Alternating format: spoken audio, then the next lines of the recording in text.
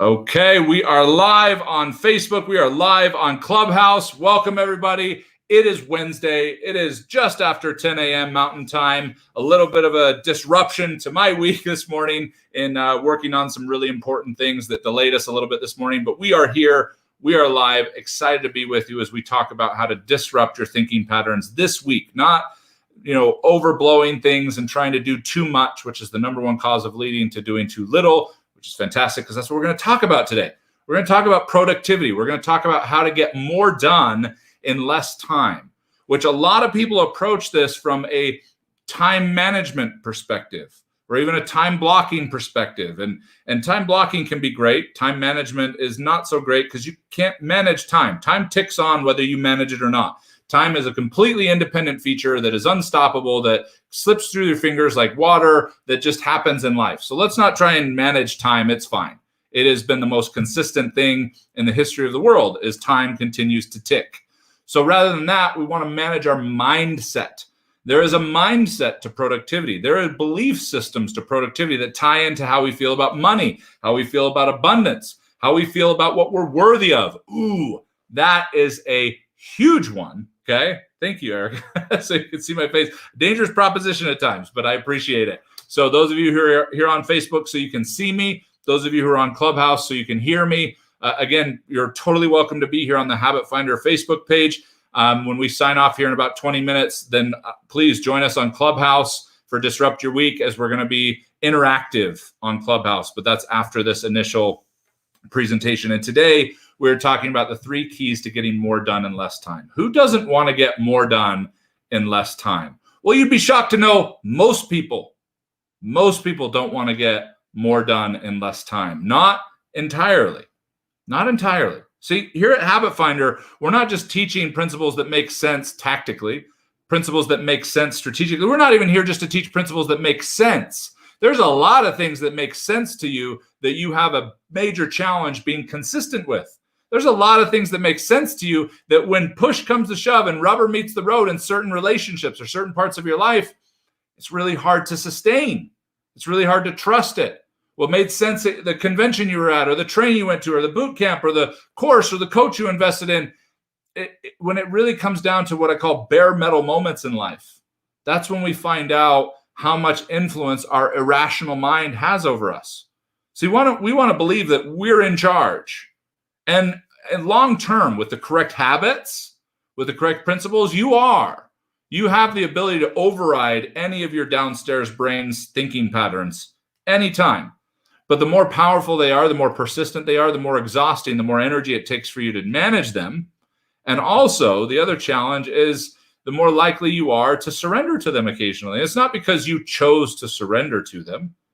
Just like most people, just top of mind topic, because it's very common in the United States, most people didn't choose to be obese, but they made other decisions that by default they chose to be overweight. Now, there are some people with medical conditions where that's not the case. I think there's more people that use that as an excuse than a reality, but we can talk about that and how it offends people and work through how it doesn't offend you. You just chose to be offended and what that means about you. We can disrupt all that crap another day, okay? So let me back out of that potential slog hole, okay? And let's talk about the fact that we're working through the mindset of wanting to get more done with less time. However, it is more than likely a worthiness issue than anything else. That if that's all you're going to listen to today, you're going to hop off of Clubhouse, you're going to hop off of Facebook Live. Being able to get more done in less time is a worthiness issue, okay? And some people have learned to cope very well with busyness.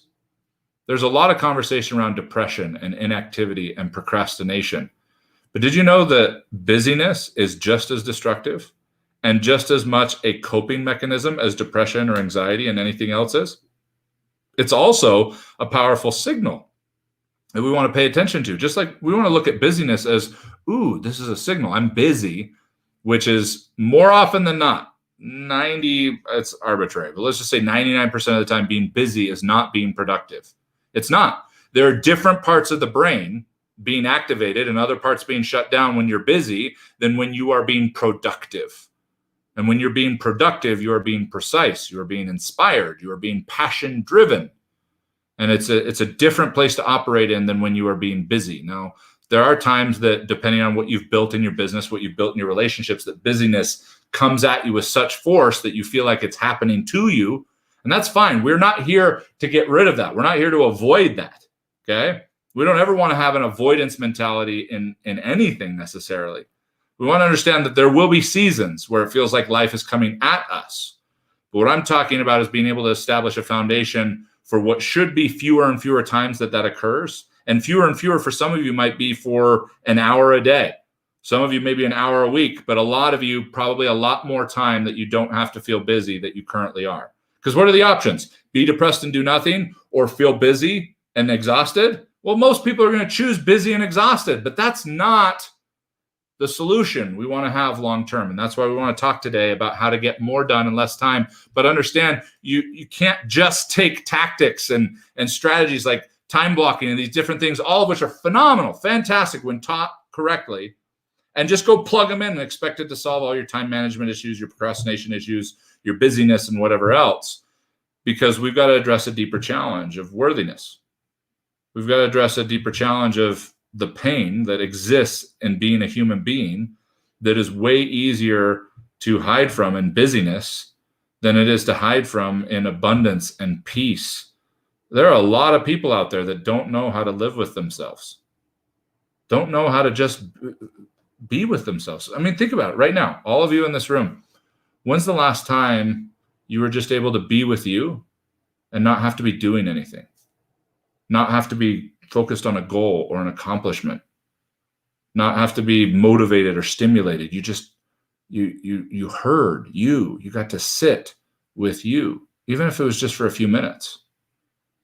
A lot of very driven entrepreneurs have a really difficult time doing this. And the alternatives they're given are like, oh, just shut your mind down with meditation, whatever. Anyone that told you to meditate to shut your mind down, it doesn't understand meditation. Okay? Being with yourself is a form of meditation. But any person that can teach you how to meditate well will teach you not to quiet the noise, but to project the noise up onto like a movie screen kind of thing. So you're not in it, you're not being consumed by it, but you are observing it. The volume doesn't get turned down. But man, it feels a lot different to be in a car chase, have bullets whizzing by your head and someone flipping crazy turns on the road that you're in the passenger seat. It's a totally different experience to be in that as it is to watch it. Both of them are noisy, but the energy, the emotional provocation, everything that gets created, it's very different, okay? So I hope that you all get an opportunity to start to see that if you've been trying to do more in less time, to create more abundance, to create more income, and have it require less time from you, and you've run into that, and you've been so convinced, but I have way too much going on with my kids and these challenges and my business and needy distributors and needy coworkers or employees or blah, blah, blah, and all this different stuff. That's all just playing into the narrative that protects your imposter syndrome, as it's been called, your concerns about what you are actually worthy of receiving. Because there's what you think you're worthy of receiving, and then there's what your downstairs brain is currently wired for and calibrated for. That's what we do here at Habit Finder. If we can shift the downstairs brain to be more in alignment with what you believe you deserve, because you wouldn't be watching this if you didn't believe you deserve more. You wouldn't be an entrepreneur if you didn't believe that you deserve more. But the alignment takes time and patience. We don't just do time blocking. We don't just do different approaches to productivity. We do them so that we can hear ourselves differently, so we can interpret the stories about our worthiness differently. And we've got to be able to hear them clearly to do that. And busyness rejects the opportunity to be able to hear them. So that's super important. Okay. Erica just commented about my shirt. It was totally not on purpose. It's just a very comfortable shirt. But yeah, kind of nice to be here. You look at this and you've got a person who is totally present. It's not easy to row a canoe, by the way. It's not easy to get up into the mountains and be able to have those moments with you. It's not easy, but taking it easy is what this person, I would imagine, is feeling. So great catch. Love that. All right, let's get into the three keys. Let's get into the principles, the practices that can help you start to challenge this, start to challenge a much deeper mindset. Okay. And we know that every one of you have a challenge in the space of worthiness that's going to be driven by one of four things: the need to impress, the need to pretend, the need to feel fear, and the need to feel shame. These are unequivocally tied into every human existence unless you're a sociopath, okay? Unless you're a sociopath or a psychopath, all of us have these tethers of needing to impress, needing to pretend, needing to feel fear, and needing to feel shame, and they drive the challenges of productivity every day. How aware are you, or are you in denial that, well, I don't need to impress people? Okay, good luck with that. Money doesn't drive me. I don't need recognition. There isn't a human being on earth that doesn't need recognition, isn't driven by money, doesn't need to impress, pretend, feel fear, or shame. It's just a matter of whether you can see the way your brain is harnessing those tethers. How is it interpreting it?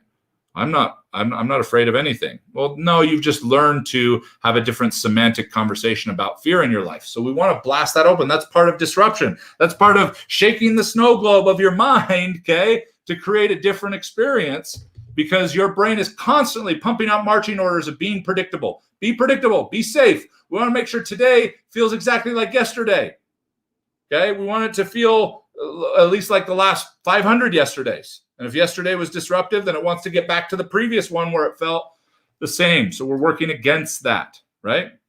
Okay. Quick check-in really quick. If you're on Clubhouse, we are doing a Facebook Live right now called Disrupt Your Week every Wednesday, 10 a.m. Mountain Time. I'm on Facebook Live on facebook.com/Habit Finder on our official Habit Finder Facebook page. So glad you're here with us. We've got about 10 more minutes, and then I'm going to hop onto Clubhouse for questions and answers and Q&A and whatever else to be able to serve there. But let's get into these 3 keys for getting more done in less time. Number one key, okay, and these aren't in order of I think this is the most important one. I just think these are 3 significant ways you can make an impact on doing more in less time in March, okay? Number 1, the to-do list chop. Okay, this is such a challenging thing for my clients to do, but those that will actually do it and surrender to it have incredible experiences. And this is the to-do list chop. I want you to write out your to-do list, what you want to get done this week, okay? Or depending on how much you feel like is on your plate, just what you want to get done today. Just what you want to get done today. And I want you to prioritize it, the most important thing to the least important thing. And then I want you to chop it in half.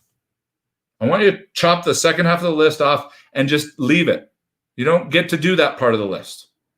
And then for most of you, maybe not all of you, if you're more on the productive side, okay, which means you're spending about 50% of your time thinking about what you need to get done and 50% of your time actually getting it done. That's actually a high performer, by the way. The average entrepreneur spends 80% of their time thinking about what they need to get done and 20% of it actually executing it. But I highly doubt, unless I showed you the data and showed you your habit finder, that a lot of you that feel like you're self-aware would agree with that. Oh no, I'm super busy doing stuff all day. No, you're doing things, but you're not executing. There's a big difference between doing something and executing something, okay? And to be more productive, to get more done in less time, we've got to be more focused on execution, not on just doing, okay? So the to-do list chop. Then I recommend that you reprioritize what you have now cut in half and chop it one more time. If the average entrepreneur is only maximizing 20% of their capacity, you should only have 25% of your to-do list, okay? So cut it in half, then reprioritize it, cut it in half, reprioritize it, and then go at that. And if you can successfully get that 25% of your to-do list done for the week or for the day, for 2 weeks, then you can add to it, add 10% to it. So let's say you got 20 things you're trying to get done. You're going to prioritize those 20, cut it into 10, reprioritize, cut it into 5, get those 5 done consistently for 2 weeks, and then you can add 2 or 3 things to it, and then get those done for a week, and then add 2 or 3 to it, so on and so on. Obviously, there's some things that don't need to be on this list. There's some emergencies that will come into this list, but I would ask you to look at them with extreme prejudice, okay? Look at the things that want to sneak back onto your priority list, especially in this day of microwave society, trying to go so fast where we feel like everything's an emergency when it's not. If everything is an emergency, then nothing is emergent, okay? Nothing gets to take priority. So we want to be able to cut this in half. It's going to feel uncomfortable. It's going to be hard, but like showering shouldn't be on this. You should do that anyway, okay? There's some obvious things. Use some common sense, some practical judgment as you build this, but chop it, okay? Chop it and watch what happens.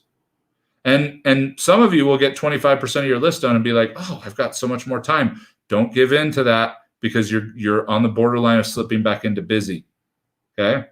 And what we want to do is if you can get 25% of your list done, rock it, be totally present with it, celebrate it, and you've still got time left over, spend some of it with you, spend some of it with your family, and spend some of it, working on a hobby or whatever and different things. But don't give in to going back into, well, I got that done that quick. Let's do more yet.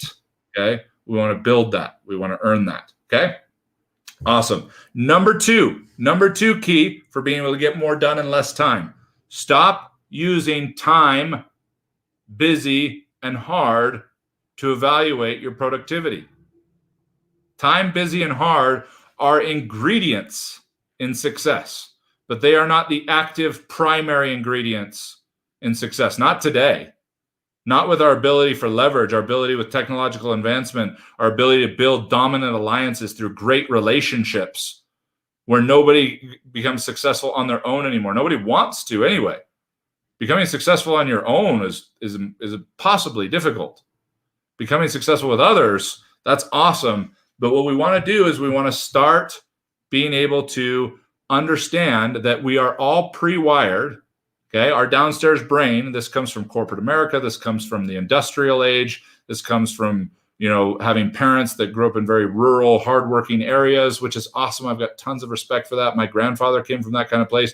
My great-grandfathers came from that kind of place. It's awesome. But in 2021, to end the day and go, wow, I worked for a lot of time, I was really busy, and it was really hard, so I must have been successful today. Now, I'm not saying that you couldn't have put in a lot of time, been busy, and it was hard, and you weren't successful. I'm just saying that is a really dangerous, blunt instrument to be able to evaluate. And it plays more into your busyness. It plays more into worthiness challenges. And it will play more into your burnout. It'll play more into your burnout. To be able to just go, oh, if today felt busy, if today felt hard, and today took a lot of time, then today was a successful move forward. That is not true. Necessarily. It could be, but those will be exceptions. There will be days, there will be seasons where you'll have to put in a lot of time, where you'll be really busy and it'll be really hard. But for you to believe that that is the only deciding factor, those are the three deciding factors for you to be able to improve, for you to be able to assess, I'm heading the right direction, you're missing the opportunity for more precision, more productivity, and more peace. More precision, more productivity, and more peace. And guess what your soul really yearns for? Peace. But if we get stuck in the cycle of time, busy, and hard, guess what we settle for? We settle for counterfeit peace, which is relief. I'm relieved. I put in enough time. I was busy enough, and it was hard enough that now I get to let off the gas. I get to find relief. And I'm not saying you shouldn't take relief if it shows up, if you need it. But relief is counterfeit peace. You will continually scrape and claw and obligate yourself and burn yourself out trying to find that place where relief will actually become peace. Kind of like when you just wanted to just shut down for the day and just eat crap and watch Netflix, and then you felt worse the next day. That was relief, not peace. Okay, I'm getting ready to go to San Diego tomorrow for 4 days. We're just right on the sand, right on the beach to just chill, play in the waves endlessly, and just have a blast with my girls and my wife. Okay. And I'm sitting here very cognizant that I don't want to go into the next 4 days looking for relief. Okay. I want to go into it with productivity, with precision, and with peace. And putting a plan together for that intentionally is super important. But if we're stuck on, oh, it was hard, took time, and I was busy, that's going to perpetuate a major problem in sustainability, in consistency, and in terms of being able to connect more with you, which allows you to connect better with others, which is like the ultimate leverage. Okay. All right. Number 3, work in 10 to 30-minute increments and do it with a timer. Okay. This is a world-class tip for being able to improve your productivity immediately. And it's difficult because a lot of entrepreneurs buy into this crap called momentum. Now, for anyone that's ever used momentum in a motivating way, I'm not saying you're crap, and I'm not saying what you said was crap or what you intended to say was crap. But here's the fault in momentum. It's like vision boards. I've got major issues with vision boards, not because I've got major issues with vision boards themselves. I've got major issues because we've done significant research to show that over 90% of entrepreneurs, a vision board can actually make things worse than they make them better if they don't follow very particular pieces, not just because they think they're following it, but because there are deep things in the unconscious mind, okay, to be able to do that. But with that said, we're talking about being more productive. We're talking about getting more done in less time. And momentum creates this idea that we're an inanimate object that needs to have force outside of us pushed upon us. And if something gets in our way, like let's say you're pushing a stalled car. Anyone ever done that? That's exhausting. Put your hands on that trunk, and it feels like that thing's never going to move. But then once we get it moving, the only thought is don't let it stop. And we do that to ourselves. We finally get into momentum, we get into movement, and our thought is don't let it stop. So we push ourselves as far as we can. And the brain doesn't appreciate that because we're just pushing ourselves into time, pushing ourselves into busy, pushing ourselves into hard, but not pushing ourselves into precision, productivity, and peace. The holy trifecta of a successful life, right? And so we push and push and push and push and push. And then something comes in front of the car, and so the brakes get slammed on, and oh man, something happened that we weren't expecting. Got the rug pulled out from under us. We were so ready to work for the next 3 hours, but our kids are sick. We need to go pick them up from school, or this problem we weren't expecting, or whatever it might be. And now what do? We have a hard time starting again. Why? Because we're subscribing to momentum.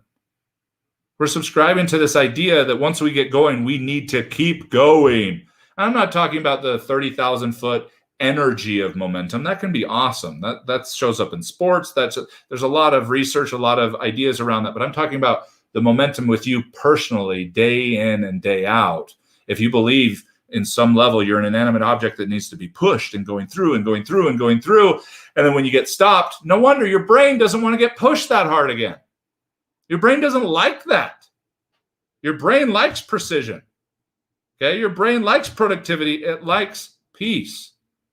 And living life, especially the difficult things, to do in 10 to 30 minute increments. Let's say, well, Paul, I've got 2 hours of work to get done. Cool. Do it in 4 30-minute increments and break up for at least 5, 10, 15 minutes in between to go for a walk, to breathe intentionally. Okay. After 15 minutes, do you recommend physical activity? Jade, that's a great way to break up. Okay. This comes from the Pomodoro principle. This is a significantly researched principle that no matter how incredible you think you are, your performance, your precision, your productivity, and then therefore as a result, your potential peace diminishes after 30 minutes. Now, let's say you're on a training that lasts more than that. Well, we're able to find more things that we can show up with in those kind of situations where we are really conscious and really aware. But after that training's done, if we went for an hour and a half, man, go for a walk, lay on your back and focus on your breathing, do some jumping jacks, whatever it is, okay? Number 1 is a to-do list chop. Number 2 is stop using time, busy, and hard as your compass. And number 3 is work in 10 to 30-minute increments and do it with a timer. When you can see the amount of time, you are making a contract with your brain. I only have to be awesome for the next 10 minutes. I only have to be at the top of my game for the next 30 minutes. And it's going to show up for you in a significant way. If I say, let's go for a jog, and I don't tell you how far we're going, 99% of you are going to hold a little bit of a reserve to make sure that you don't run out of gas. And then we almost always finish the race with a little bit of reserve. What if I said, okay, we're going to go jog for 100 yards, and that's it? Well, there's going to be more enthusiasm. There's going to be more energy. 100 yards, I can do that. We can see it. And so we get focused on that. And then we finish that. And then we sit down and have a snack and go, hey, what do you say we do another 100 yards? Cool. Awesome. Let's do it. And you choose to do that. That's how we want to be more productive. Okay.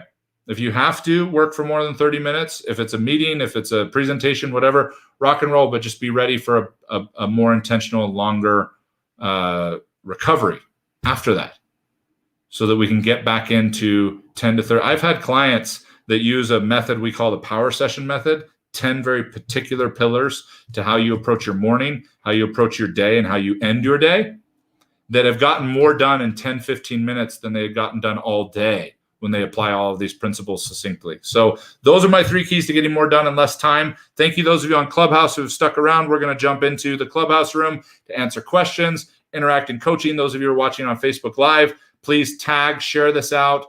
People deserve to get more done in less time, but they also deserve to understand that their challenges in it aren't as much logistic challenges, aren't strategic challenges as much as worthiness challenges. There are deeper thought patterns, even if you don't think there are, because we all have those 4 tethers of needing to impress, need to pretend, need to feel fear, need to feel shame.